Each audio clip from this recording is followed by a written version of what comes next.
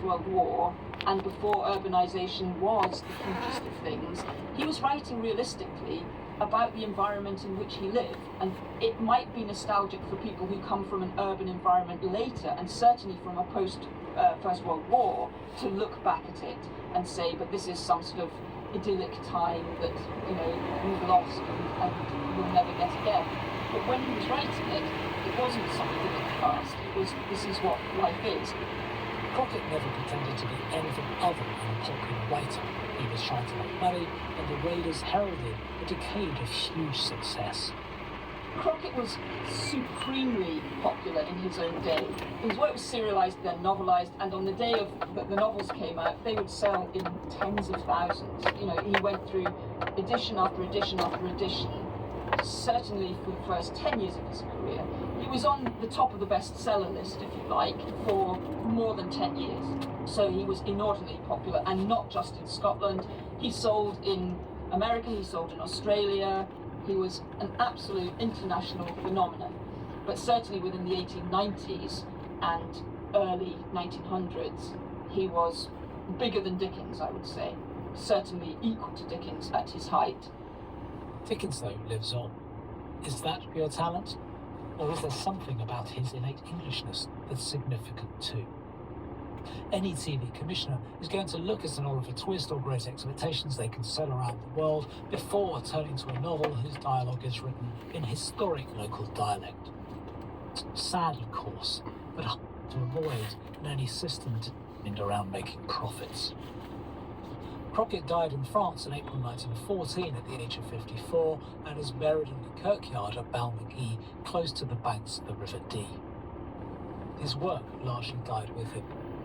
But not being remembered is not the same as being bad. I grew up obsessed with another great Scottish adventure writer, Alistair MacLean, a giant of my childhood. Who reads him now? Or Hammond Innes? But another way of looking at this question is to ask, who cares? I will happily raise a glass to Dan Brown, Gillian Flynn, Lee Child and Paula Hawkins, unconcerned by their posthumous reputation, instead delighted that just for a brief time they could seduce millions of readers by just using words to thrill. Callie Phillips thinks the timing of Crockett's death at the start of the First World War has a lot to do with his partial eclipse from literary memory.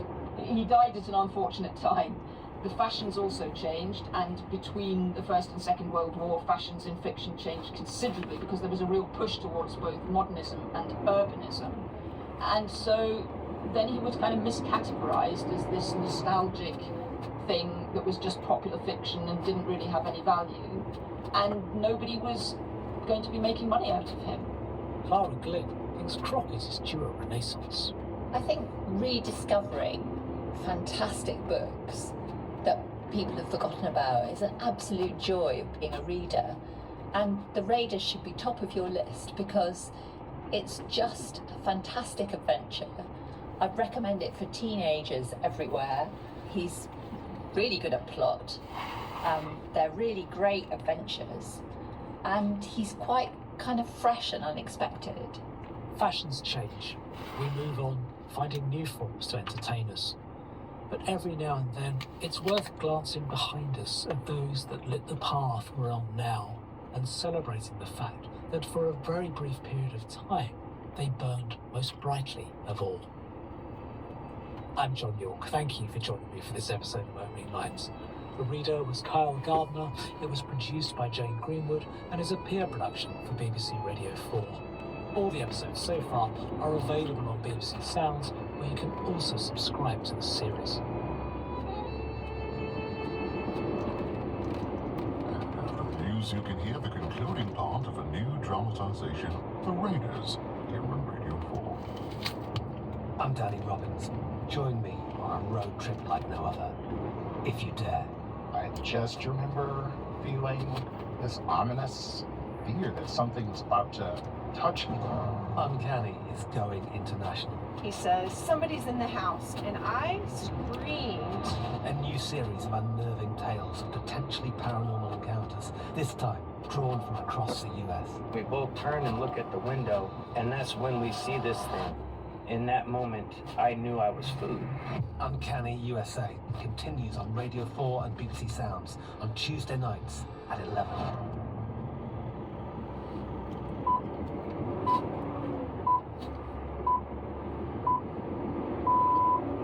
BBC News at 3 o'clock. Labour has ruled out setting a target figure on its election pledge of reducing net migration into the UK. Speaking on Sunday with Laura Koonsberg, the Shadow Home Secretary, Yvette Cooper, said it would be a significant fall.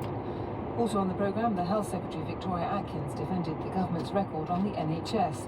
The Conservatives have pledged to build 100 new GP surgeries in England. Quizzed on why voters should believe the party, which hasn't fulfilled its 2019 promise of building 40 new hospitals, as Atkins said, the pandemic disrupted plans. Clearly, both the NHS and the construction industry were affected by that, but as soon as we were able to, we got building again. We have 6 new hospitals open to patients today. We have 2 more opening by the end of the year, and we have 18 currently in construction. The Liberal Democrats are promising to reverse cuts to public health grants for local councils. In Glasgow, the leader of the SNP, John Swinney, has urged people to use their vote to put Scotland's interests first. A teenage girl from Cardiff has died while on a family holiday at a resort in Florida. Local police say Anna Beaumont, who was 13, was found unresponsive in a pool at Discovery Cove in Orlando. The Secretary-General of South Africa's ANC says President Cyril Ramaphosa will not step down as part of any coalition deal. The party, who have governed the country for more than 30 years, lost their majority in this week's general election. Votes are still being counted, with the official result to be announced later today. A police officer has been injured in a hit-and-run in Wiltshire.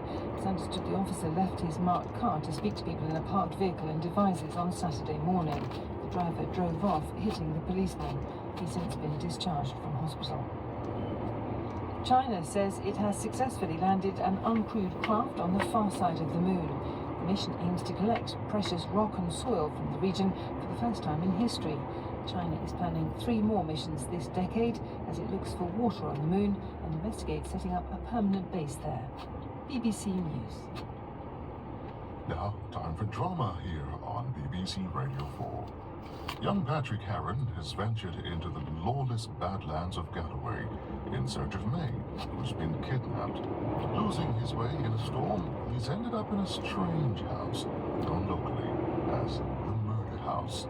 Imprisoned in a room that contains the horrific evidence of its previous tenant, Patrick's fate appears to be sealed. The Raiders by S.R. Crockett. Adapted for radio by Clara Glenn. Part 2.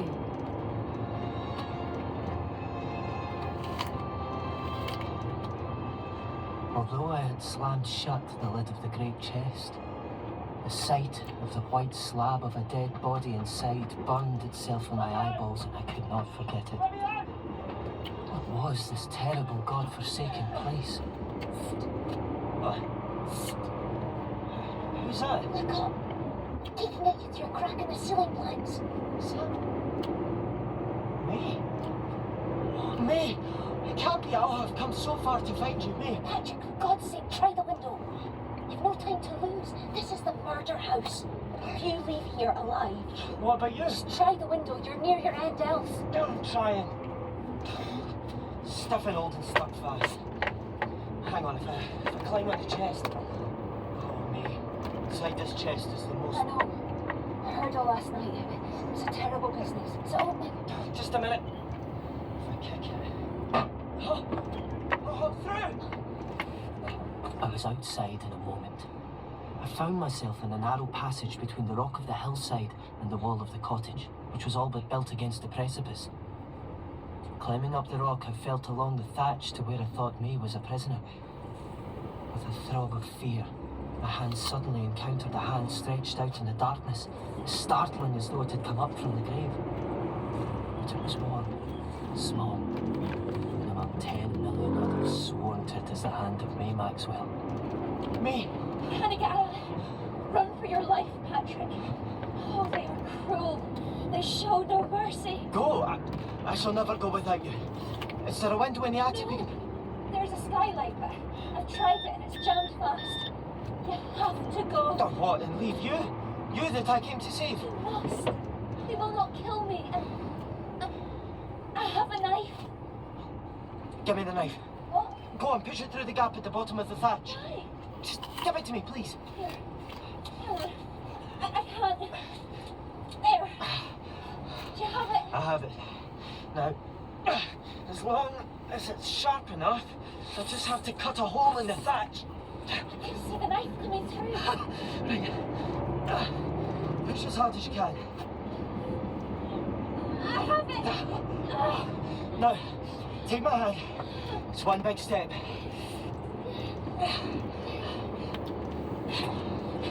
Mary, you alright? Yes. Patrick. We have to get away fast before they miss us. What about the child? The little girl. She sleeps in the room next to me. I can't leave her. We won't harm her. We'll get help and come back. We can't make it safely away with the child, mate. We just can't. Here, follow me. Hand in hand, we stole into the uncanny night. There was no moon, but clouds of mist whitened the moon in the darkness. Why are we heading west? The quickest way out of danger is down the Wolf's Slough. That's the first way to look. Push the wood! Run! Run! Take my hand. We'll jump the burn together. Are you? I'm fine. Oh, come on, we mustn't keep running. Sure, we'll sneak down the hill. So we can go faster. Come on, we're nearly at the loch. I stumbled all my length onto a heap of stones, dashing myself on the rough granite, the blood streaming from my head and my brain reeling. Patrick, are you all right? Can you hear me? Get up. You must get up. I can't have a head. Go. Mate, go without me. I will stay here by the edge of the water. The town just very near us now. Keep still. Give me the knife. Keep back, you slathering. Watch out.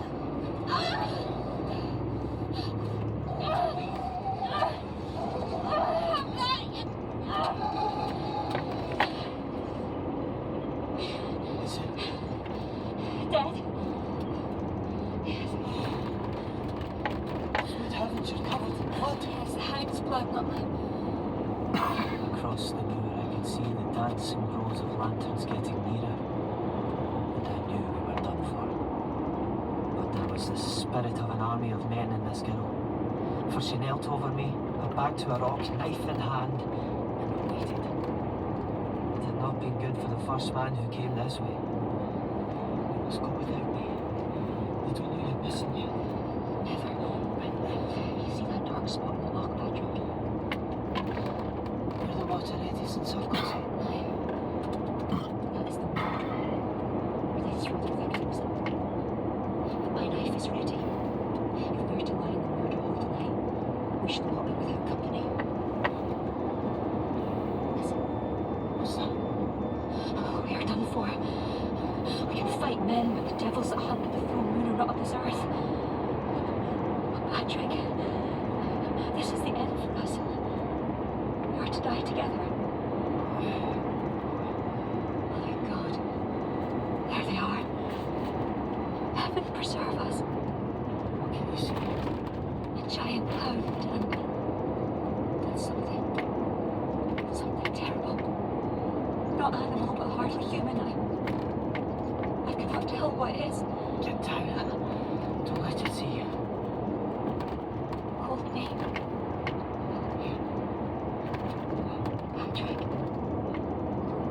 I think that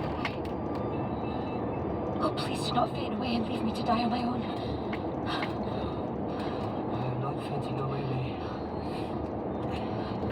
I cannot move, but I will never leave you. I had a dream that night, which is more vivid than the yelling of the bloodhounds. This is what I dreamed in a flash of great clearness.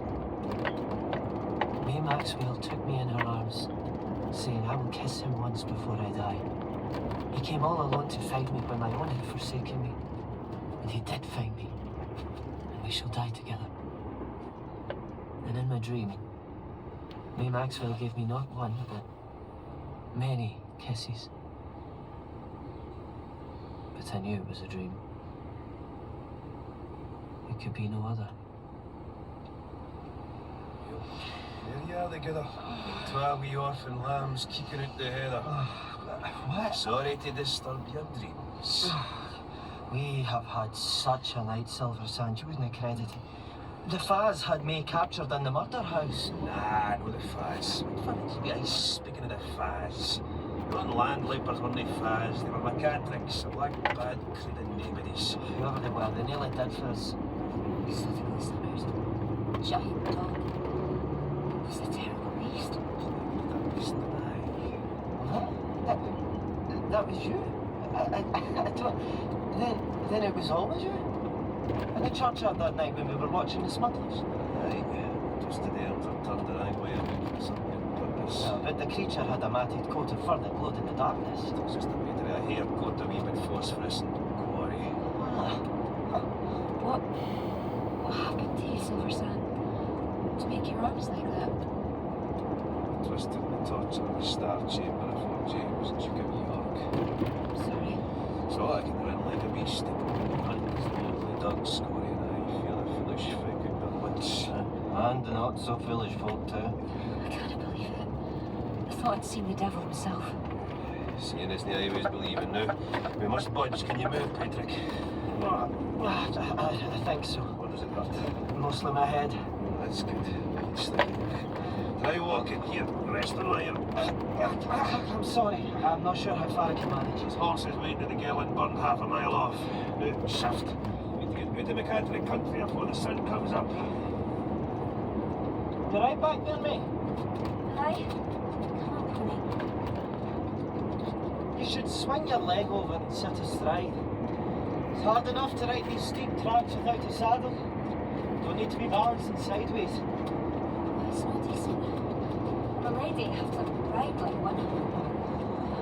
When you were 7 or 8, I mind you riding astride, galloping the old milk pony right across the beach and nothing but a halter.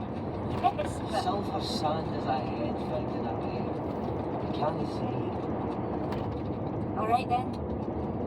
The day was breaking as we reached a great height above Loch Trull and paused to let the ponies breathe. The morning star was turning gold-white in a violet sky, but there was still the smell of blood in my nostrils, and the broad of that poor man's back stuck yonder in the sea chest lay heavy on my mind. I could not rid myself of it. Does your head hurt? Oh, it's burning hot. Here, let me. It feels better when you touch it. I have cold hands. You do. This is the hand that saved me. This is the hand that brought me out of the murder house.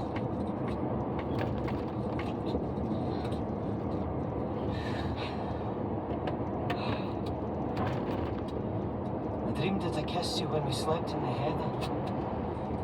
Now it has come true. Come here. Kissing on horseback can be done if the ponies are good and move daintily. I that tell you no. May Maxwell and I did not say a word of love to each other, which is strange when you think what a business is made about it in books and ballads. Now, I am not one of them who are forever telling their kisses, but that one I am proud of. But now I say no more. My tale is of grimmer business. You rest the ponies here for a while. We're safely in the McCatrick country. Take the bridles off and let them drink. There you go. Good boy. Oh, it was touch and go that time, my bairns. Patrick, have a cloth here. Let me put your head wound in the water. Very well. There.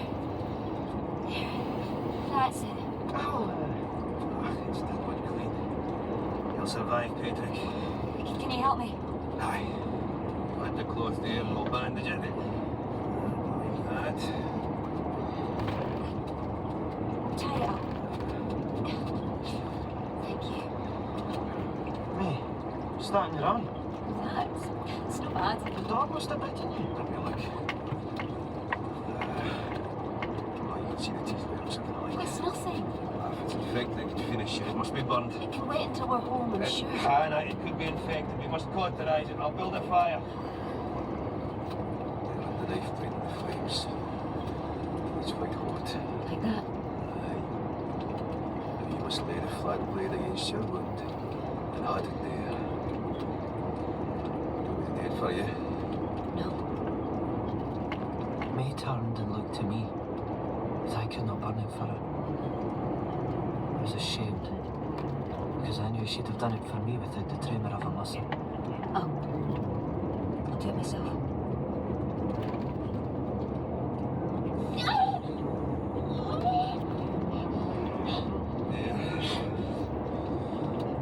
It's done. You alright? Yes. Have some water. Thank you.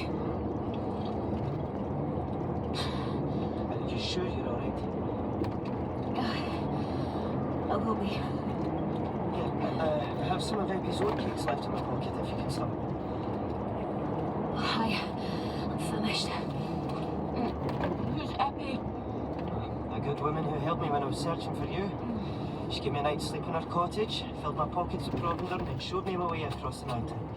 I'd not have found you without her. Then I must thank her for that, as well as her fine oatcakes. Eppie had a terrible sorrow in her life. Though she was brave and strong, didn't show it. What happened to her? She lost her daughter 2 years ago. Maybe I'm a 5.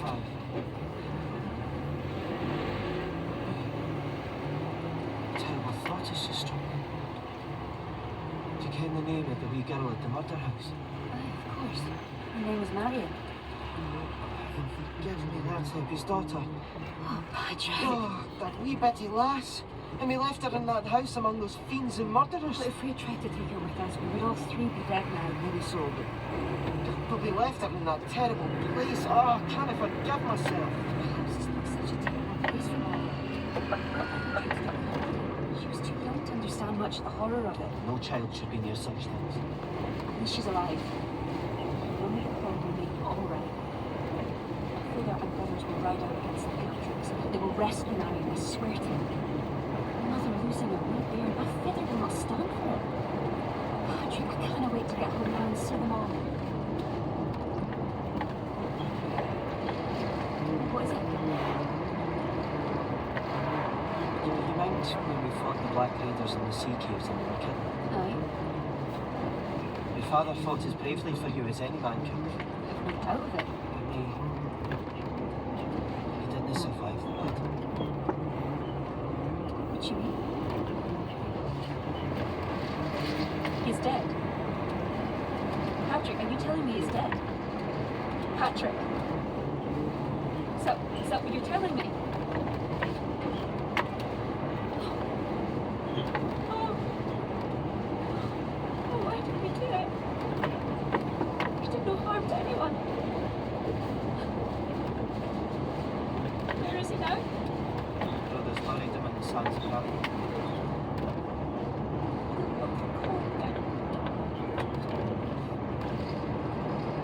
Patrick, you must not think of me anymore. We're not quiet to live with, we Maxwells. And this will be but the beginning of trouble and bloodshed. My brothers will make war against all the Black Raiders of the Lawless Lands. They are not men to let them burn the tree that lifted Catherine to death. They will lie unavenged. And we will always Did nothing like them. Nothing at all. It's such no fun. I wish I'd burned my arm deeper so the pain would take on me. It's such no fun.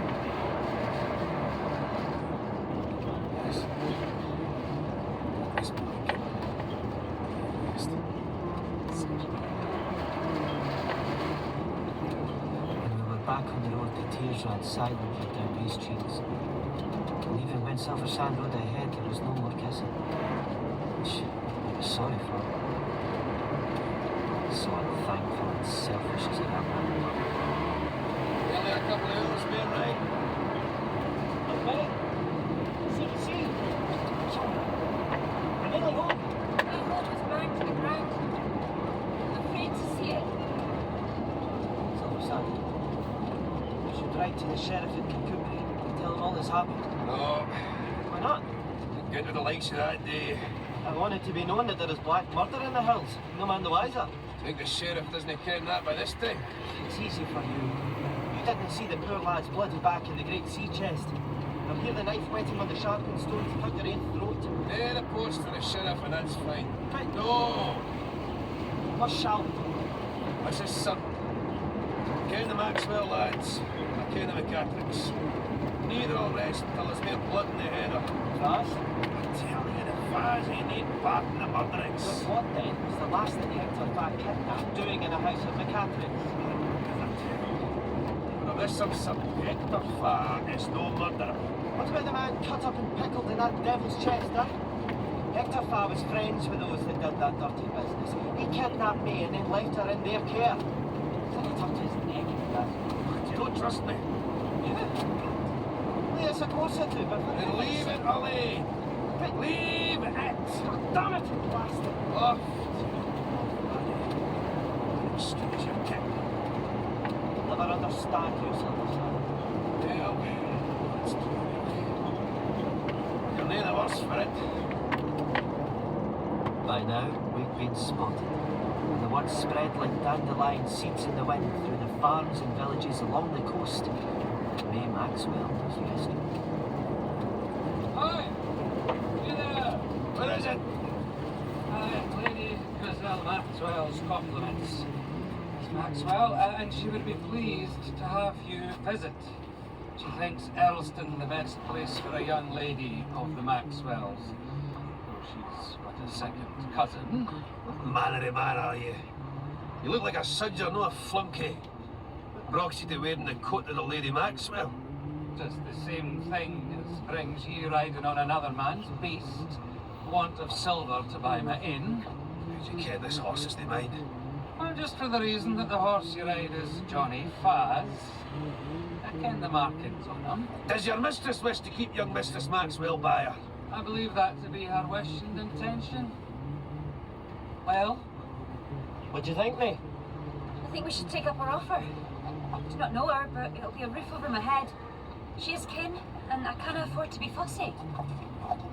So we rode on to the great house of Earlston, and were met in the courtyard by Lady Griselle Maxwell. She was a large, bony lady, with a beautiful shock of white hair under her blue bonnet, a prominent nose, and fearless grey eyes that looked unblinkingly at each of us. Good day to you, my lady. Oh, yourself was mad.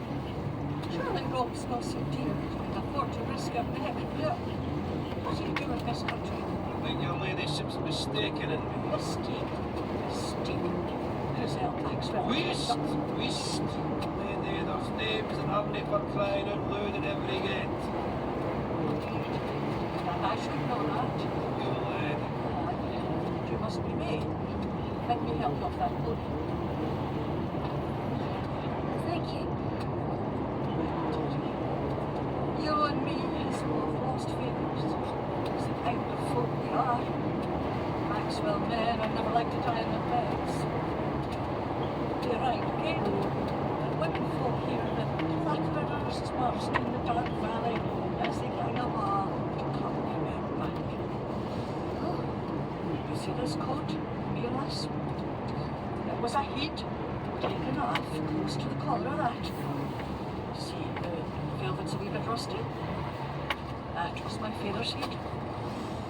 That's the way of the Maxwells. This. You may be afraid of it. Come to me, get right together. Like that. Good. Only me, young man, that ride safely to my cousin's side. This is Patrick Heron of Rathlin.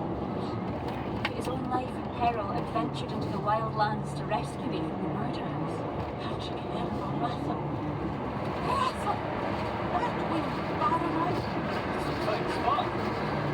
Something hot to the coast, the Maxwells could never be done to war.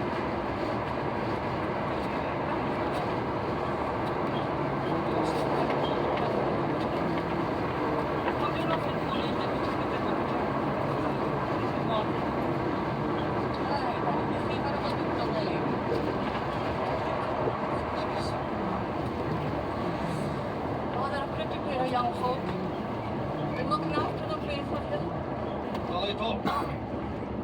get off your high horse and come in, man. It's many a day since I saw you ride off. Thank your ladyship exceedingly, but I've much business to transact. Good day to you. Goodbye, Silver Sand. Very well, Patrick. Oh, now let my man take your pony and come inside with me. We'll get you a hot bath, some clean clothes. But Patrick, you can pull your heels in the great hall. The door which admitted me was exceedingly high. I found myself in an immense bare hall, with black armour hanging on the walls, faint light filtering down the great staircase, and an empty fireplace big enough to sit on. Well, she said just how he went with you. It's not all the way from Portugal. And the boys dropped it off to me. So thank you for storing some bits and pieces in my old barn. Thank you. Now, May tells me that you saved her from the fox sharp claws of the scaly knife. Hence, Isabel Wickles. You'll be thinking much of that. Which is nothing to boast about. Grandfather would have done as much for nothing but a kiss from a body once. Well, I didn't do it for... I didn't expect anything. You're a decent lad, I do know it. You've nothing to your name but a bare wee isle. I had the house of Rathen. Stretch of good farming land. Enough silver to live honestly on. See, Patrick here. Maxwell's not to be picked up in a day. It's a hen picks corn. You get her? Me no. We need gardener already, I trust. Oh no. But May is the bravest, most brilliant girl I've ever met. Stayed in the Isle of Rathlin, you will have met many. Ah, I mind you's a young lad. When your father used to bring you to my orchard in the autumn. Do you remember? No. The apple you had in your hand was the best apple. The bonniest, the reddest cheeked. It was ever your way, Patrick. And a comfortable way it is. Look, well, that's what it is to be happy. As for me, I don't like to best beside a lad that I couldn't get. That's maybe the reason I lie on my own, isn't it? When I was your age, the grandfather put me. But I was an earl's daughter. Couldn't think to make a life on the Isle of Rath and marry to a commoner. May, you have not spoken of it yet, Lady Griselle. I would marry me. She will have me. You have a good honest heart, Patrick, that hasn't been spent on other lasses. Oh, if it's what May wants, then you shall not be lying to wait. And I'll air the sheets and butter your bread for you that day, my laddie. We should be heading back to Rathlin. Don't worry. I'll look after her for you. The Maxwells had the whole story from Silver Sand by the time I passed their farm. I think they'd heard much to my credit, as they came about me like bees from where they were working, putting new roofs on their barns and byres. They would have me stay and eat with them, but I was eager to get back to Rathlin, so I borrowed their wee boat, rowed over in the rippling tide. I was awful weary by the time I got home. There was a queer humming in my head. I took to my bed, slept a great sleep for many hours.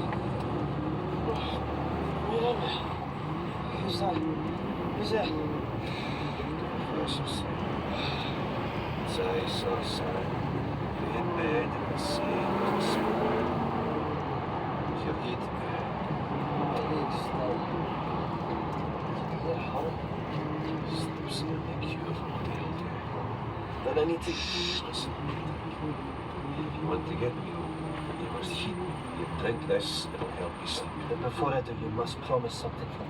What is it? You go to Mosdale for me.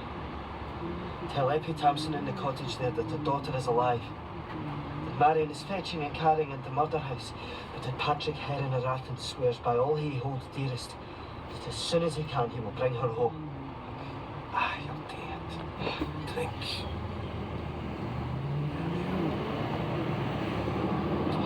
Sleep.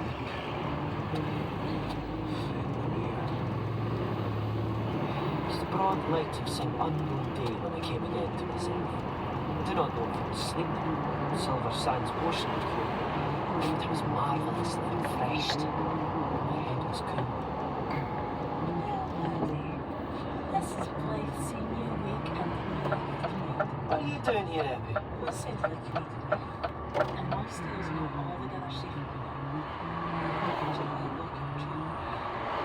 Is it my fault it's no longer safe, Abby? Did the Black Raiders know you helped me? And if they do, what of it? There's a job to do here. Nursing. And it's the least I can do for the man who brought me the news of my daughter after 2 long years of leaving. Will you help me? Want a dish of porridge? Will I get it for you? Oh, there's something else here you would like it.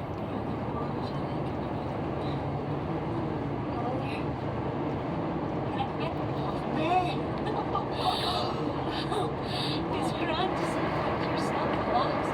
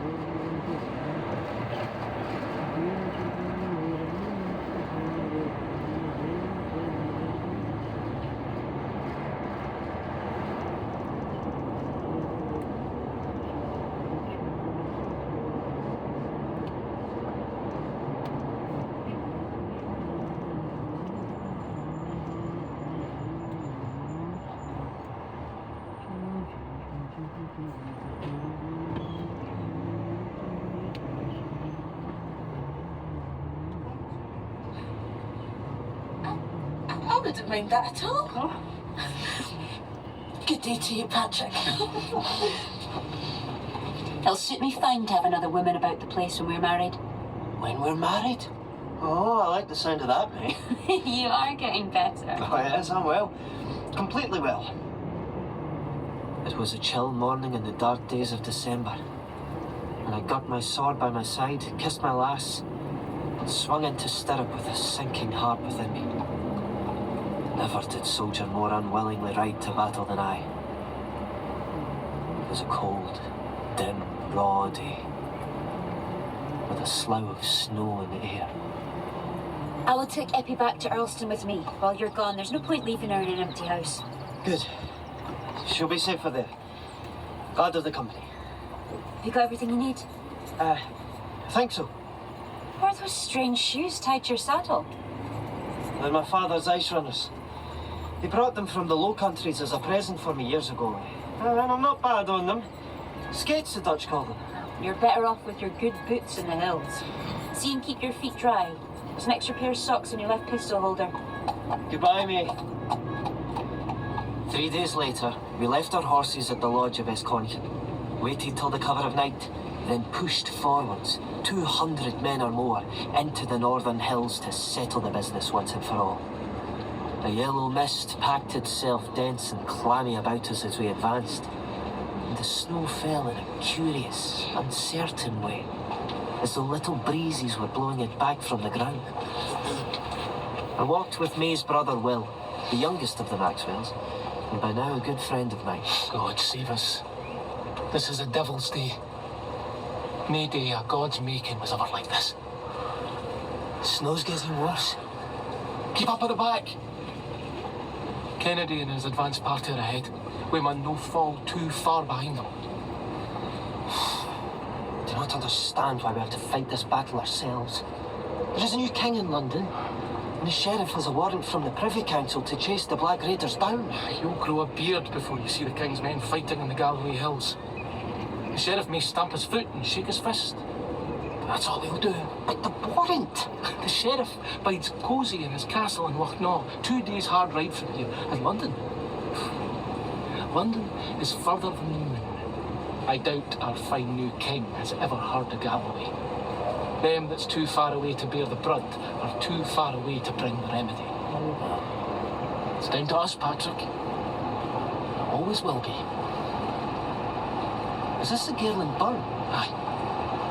You came down this way. Me and your sister with Silver's Hand. I did not recognise it.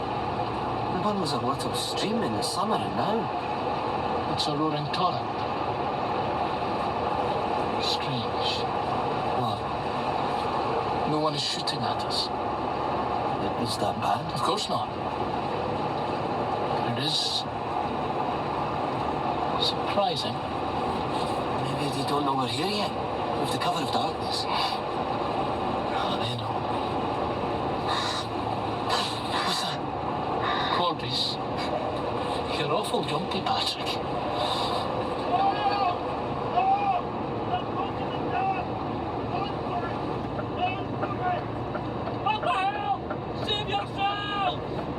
Stopped scrambling until it was high on the rocks. Then I turned and saw a great wall of water, glassy black, crowned with a surging crest of white, speeding down the glen. Men threw away their guns and ran upwards like rabbits. Not a few were caught in the wash and spun downwards like a corpse in the torrent.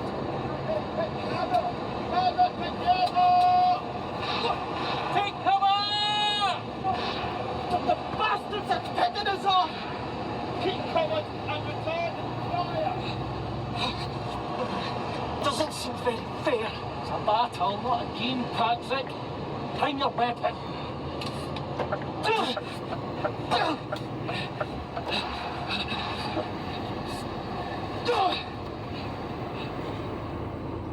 Well, Kennedy. how bad is it? 2 dead, 7 missing, 15 wounded. How many of the wounded need to be sent home? Not to be certain. Maybe 5 or 6 of them. The enemy's aim must have been bad. Aye. But what diabolical cunning. Canny timing too. They waited till they knew we were coming up with Gorge below. True stroke of generalship. I'd not thought the McCattericks were capable. It's not the McCattericks thought of this. No? I'd lay you 10 gold sovereigns it was Hector Farr. I've tussled with him before. He's a sharp thinker. Of course. We must not underestimate our enemy, Will. They have numbers, strategy, and they're fighting on home ground. Over there! Patrick, good to see you unbloodied. It is a bleak morning. We climbed higher and could see where the Black Raiders' pickaxes had broken the dam. It must have been an immense labour. The power of the flood had done the rest. The stones and sand which the mouth of the loch had been severed as to cut soft cheese. It was the strangest sight. The surface of the loch itself was a black and glistening expanse of ice, but the water had poured away underneath. There was nothing there but darkness. As we watched, bright cracks began to play like forked lightning across the surface, until, in the middle, ice began to collapse. White roaring cracks rayed out like the spokes of a wheel, until it all fell to the bottom, 1,000 pieces. Walking for long enough. Right, camp here for tonight. Well, take two of the youngins and grab a couple of sheep off the hill from Butcher. Yeah, morning. Good with me. This is Lockdale, Jack. In the morning we'll cross it and cut up the hill to Lockheed. There's no getting it killed. I think my team will get scared there now, see what they do. I'll go. It's a fair way across Lockdale, Jack. Aye. And I can do it faster than anyone. No. These? Yeah, they're called ice skates. You cross the ice 10 times faster than a man can walk. You remember them? I'd like to see that. As I strapped the ice skates to my feet, my hands were trembling. But it was not the cold that made them shake. I so wanted to be admired, and thought the bravest of the brave by the other young men for setting off alone in the night across the loch. But in truth, there was nothing I wouldn't have given to be back at home in my own bed at Rath. Are you sure you can do it, Patrick? Aye, I've been skating for years. I'll cross the loch, get over to Loch Enoch, be back with my news before the sheep are cooked. The ice was smooth and black, with hardly a sprinkling of snow in it. I raced away, cutting crisply through the thin sprinkled snow, hardly making a sound, as the night parted before and closed behind me. I reached the other side, undid my skates and scrambled up across the heather, towards Loch Enoch. These birds do not call at night. They were signals from the sentries. I was discovered. I had to get across the heather before they had me. On the black ice of Loch Enoch, I felt safe again. No one could catch me now. It was beautiful ice, with a skin on it like fine bottle glass. I circled the island. I could see men there crouching around a fire. Suddenly, they seemed to take alarm, like a brood of partridges speeding every way into cover. I must have thought me the evil one himself, flitting by on the wings of the wind. Then there was something